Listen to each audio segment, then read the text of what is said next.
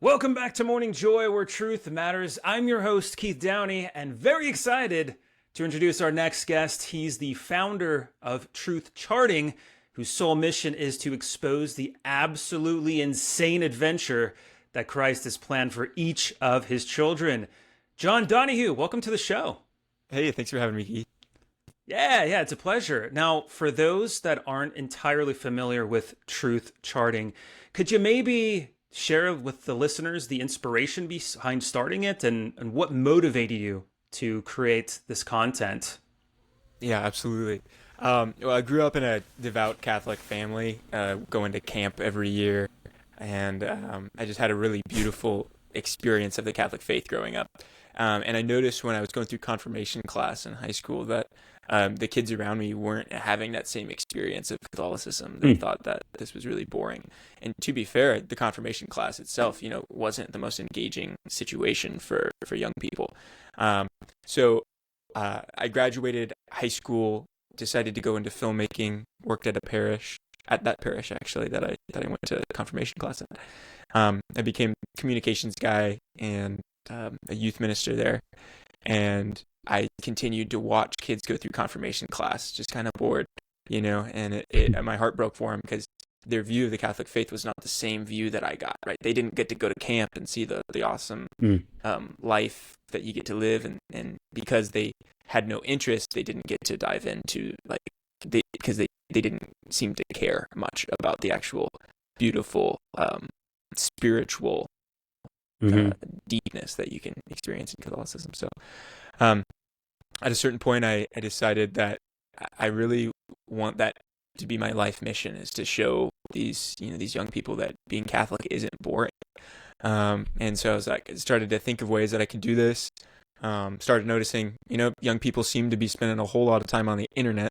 And so I was like, okay, and I'm including myself, right? I mean, I'm a young person. I spend tons of time on the internet. This is where everybody is. So, Right. okay, the young people are on the internet. That's like the town square of young people. And so I was like, okay, how do I go there? And then how do you speak their language? And so I just started focusing on what is successful in the internet space. And at the time, there was a YouTube channel called Yes Theory that was really successful. They would just go around and do crazy stuff with their friends, drop a friend in a foreign country with $10 and no wallet, and they have to figure out how to survive for a week. And I was like, see, that's awesome. And their motto was seek discomfort.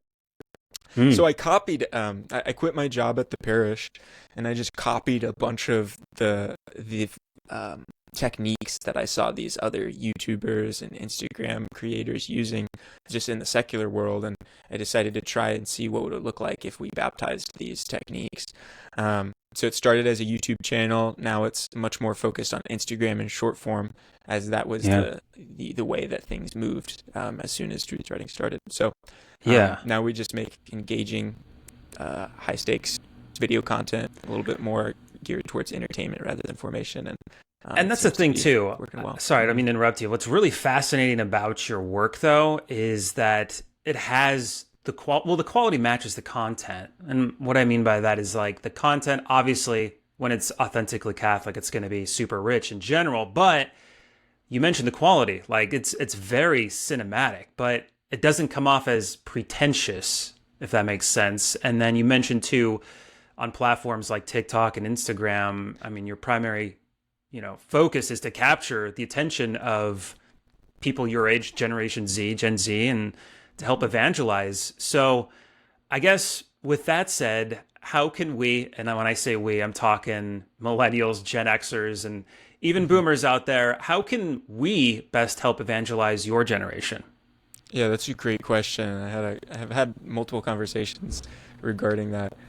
Because there's a certain sense to the reality of the fact that when Gen Z doesn't have the same, it doesn't seem anyways that Gen Z seems to have the same respect for their elders as generations before them have had. I remember, years ago, I would have an idea that I would want to do for a video, and then my mom would say, "Oh, John, you should do this idea for a video." And then I wouldn't want to do that idea for a video anymore because it was just, and that's our own vice. That's not a good thing. That's Yeah. just the way that things are. And so there is a reality to the fact that, like, when your mom sends you a link to a video, it's no longer cool, something like that. And so there's a tough thing there, but here's the language that always lands well: love. So if you can try to connect with a younger peer in a way that really enables you to hear their story, to make them feel understood, and to just have that real personal connection, I think that's always going to be effective, because you can share the love of Christ with them that way. And it doesn't hurt to try to send them online content too. I mean, that could always work, but I think that personal connection is just really special. That's great advice. I think that does help, having that personal connection, as opposed to what you were just mentioning as far as the example goes. Well, hey, you should make this content, and then it's like, nah, I'm good. Yeah. I don't want to do it anymore. That's right. I'm not into it anymore. So with you being able to generate this type of content, it's really beautiful content. You touch a little about it. You sound like you're a cradle Catholic. Could you maybe share a bit about your own personal journey in faith? Like, what's your origin story? Yeah, cradle Catholic. I think there was a real special time in my life when I was 17. I got to go volunteer at a camp in Ohio for a summer, and it was just a beautiful experience. I really had the chance to form a personal relationship with Jesus that I was choosing, and not necessarily just being encouraged to by my parents. And so this was really when I made my faith my own, and really chose that, like, yeah, I want to give my life to Jesus. And so, and also just getting to experience the way that the Spirit can work through you when you're on mission in a particular way, when you set yourself apart for that particular purpose for a period of time like that. It was just incredible, and I made that decision that, like, man, I just want my entire life to be like this period of time. I want my entire life to be set apart for God, to do his mission, to do his ministry. And that was really just, it lit a fire in my heart, and it's been burning ever since. Wow, that's awesome. So there's a lot of parents out here listening that might have children your age. What can they do? And you kind of touched on it a little bit too, using love. But let's say they may have fallen away from the faith for whatever reason.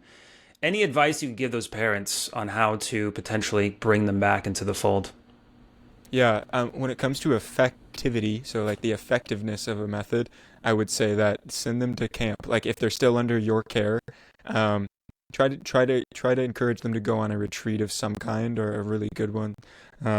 Retreat, mission trips. These are opportunities set apart where, even if the kid might not want to go on them initially, the Lord often will show up and encounter them in a very unique way during that time. So, I mean, that's what I've witnessed is very effective. And then in another sense, it's just, it's particularly for fathers, the data shows that if fathers are into their faith, the rest of the family will follow suit. So, and mothers too, of course. So if you can actually live your faith in a way that shows the fruit, right? So not just empty piety, but like I love Jesus because there's like a real relationship there. I think that would be very effective too. And if you can find a way to really like share that fruit with them, and your love for them, then that will bring about a deeper understanding, I think, in their hearts as well. I think, sending these young people to camp, to a Catholic camp, I think is a great set of advice there too, because you're sending them with other Catholic individuals their same age, and maybe some are a little bit on more advanced. I don't want to say more advanced in their faith, but they can learn more, and like, oh, this is actually really interesting. This person's really cool. They seem to have it put together. Yeah, so true. And I think it just enables you to it shows to you that there actually is an army of young people that are like totally all in for Christ, and that is an incredible just encouragement to young people who sometimes go to a parish that they don't see all of all of that excitement at their parish every day. But when you gather together at a conference of some kind where everyone is there for the same reason, it can just bring about so much fruit, I think. Yeah, definitely. And you mentioned going to a conference. I know you were at Seek 23. Now you're sponsored by Hallow, which is incredible. What's next for Truth Charting? Yeah, great question. Thank you. So I think for the next few years, Truth Charting is going to try to focus on just building a larger and even a larger audience on social media.